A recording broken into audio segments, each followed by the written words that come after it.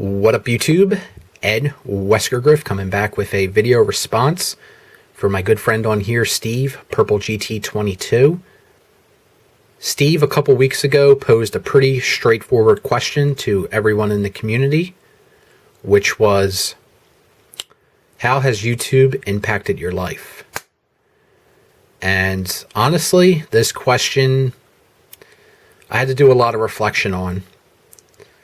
Really thought long and hard about it, and YouTube has 100% impacted my collecting life. I'm not sure I would go as far as to say it impacted my life, but it definitely has changed and revolutionized my collecting life. I've been on the website, just to give you guys a little background in case you may not know, but I joined YouTube in 2007. And I started becoming an active participant in the community around 2010. And then I started making consistent weekly videos around the beginning February of 2011. So for eight straight years, I consecutively made weekly videos without taking a break, without stopping or getting burned out. And from when I started that, there's very few people who are still around from that time that are still on the site here making any type of videos. And I've seen a lot of people come and go. I've seen YouTube change. The website just get a complete overhaul, and it's not like it was years ago. I definitely don't like the new layout for the website. It's a lot less user-friendly. But as long as we still have the strong community and the people within it, I'll still be on here because I absolutely adore the community and the people within it. And going through all the responses that are out there for Steve's contests, and there's been a very great outpouring of support for Steve and this contest because it's a really intriguing question and it gives us a chance to share our perspective. But the one constant that I've noticed in all the responses that I've seen is people talking about the friendships that they made, and I am definitely no exception to that. I have made some tremendous friendships here on the site through YouTube that have actually expanded beyond YouTube. Whether that be hanging out in person, going to movies, going to sporting events, baseball games, card shows, bars, restaurants, you name it. I mean, I am very thankful to YouTube for that. I've met many tremendous people and people that I call friends who I talk to on a daily, regular basis. And if it wasn't for YouTube, I would have never met those people. And I've grown a lot as a collector also on this website, because when I first started making videos, you know, I was primarily a TTMer. I did a little bit of sports cards. You know, I was a card collector when I was a little kid. But I didn't really collect much through my teenage years or in my high school years. So when I started getting back into autograph collecting and doing TTM, and I only did a little bit of cards, but there was just a treasure trove of knowledge to be devoured on this site from established collectors and people who really knew their stuff, knew what to look for, and they would share that knowledge on their videos and tell people, you know, what products to look for, what products to avoid, you know, what companies to buy from, the hot products, stars on the rise, you name it. And, you know, I've just been a sponge and been soaking a lot of that information in and have really learned a lot. And the person that I am now is not the same person that joined this website.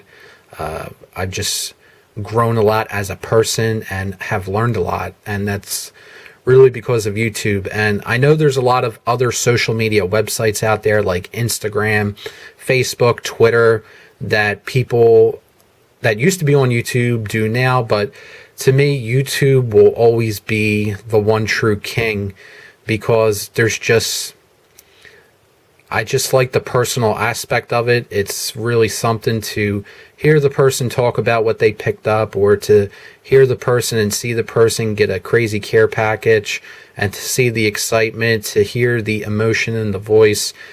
You can't really get that on Instagram or Twitter. You can get it on Facebook a little bit since they have videos, but I'm just loyal to a fault for YouTube, because it's linked for me personally to so many great memories and so many great friendships that I just absolutely love this website. And like I've mentioned, the website's not the same. There's a lot of things that Google has changed.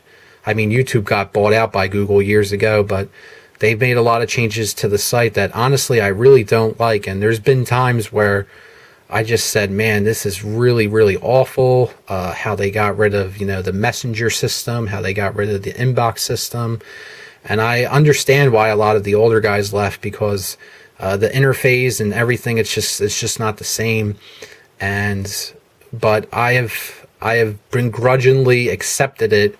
And in fact, actually, that's kind of not technically true. There's actually a software app that I downloaded to my laptop that actually converts it to the last major update that happened to the site. So I still have an app on my laptop that converts it to the old site, because the new layout, the new interface, I am not a fan of. But that's neither here nor there. I'm getting a little off topic. But YouTube has, without a doubt, has impacted my collecting life, and it's enhanced it so much. I mean, prior to this, I've never flown. I mentioned it for my national recap, like I've never flown on a plane before, but this community got me to get on a plane and fly out to Chicago to meet a lot of you guys. And that was the sole reason why I went to the National this year, was to meet a bunch of YouTubers, to hang out, and to just have a great time with. Cards are amazing. Cards are fun. Don't get me wrong. The National is the best show. I mean, it is the show in our hobby. But at the end of the day, it's still just cards. They're still pieces of cardboard. It truly is the people that make the experience everything. And that's why I went out. That's why I flew out there to meet you guys and to have fun. And I sure as shit had a ton of fun out there. And I made a lot of great memories with you guys. So that's kind of some of my thoughts. Oh, another thing I would love to mention is another great aspect of YouTube that I would just like to point out, especially from the heyday, is the other enticing part of it is that anyone can make a channel and anyone can make a video. I think that's a very strong DIY ethos, a do-it-yourself ethos of anyone could do a video. And that's always been really cool for me, because to me that's kind of like a punk rock ethos. And if anyone that knows me knows music is a real big passion in my life. Love music. I go to concerts all the time. It's a really important aspect of my life, and it's kind of like this foundation for me. And I really do like punk rock music a lot. Grew up on it ever since I was a little kid. And in punk rock, there's a really strong do-it-yourself ethos of just going out there and doing it yourself. And YouTube is kind of like that as well, where you create your channel, you make your video, you put it out there for the world to see.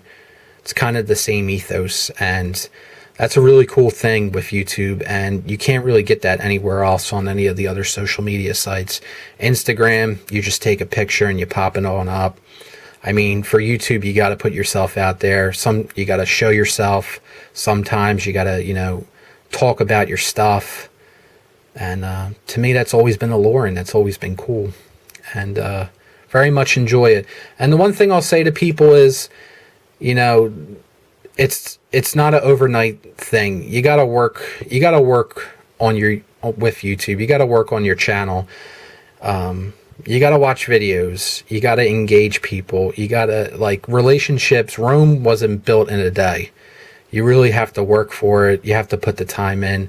And you grow as a person. For me, it took close to 5-6 years for me to go on camera.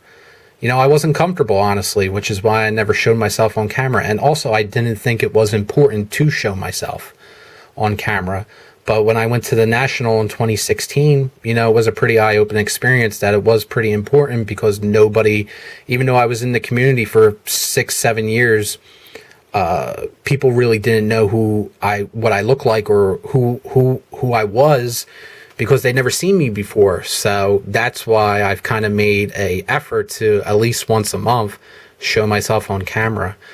And for some people aren't comfortable doing that. And what I would tell them is, listen, you don't have to do it right now, but eventually down the line, just make a little appearance to show yourself, to know who you are. I remember the first time I showed myself, and actually Mike O was the one who kind of encouraged me to do it. But I remember the first time I did it, a whole bunch of people like Nate. I remember Nate was like, "Oh my God, I finally saw what you look like now," because I've known Nate for like 10 years, and that was the first time Nate ever saw me. So that was really cool. And I met him this year in Chicago, and that was another great memory that I'll be able to cherish, meeting Nate, who I've been talking to forever, and to finally get out to hang out with him and, just relax, chill, talk about cards, talk about life. That was great fun.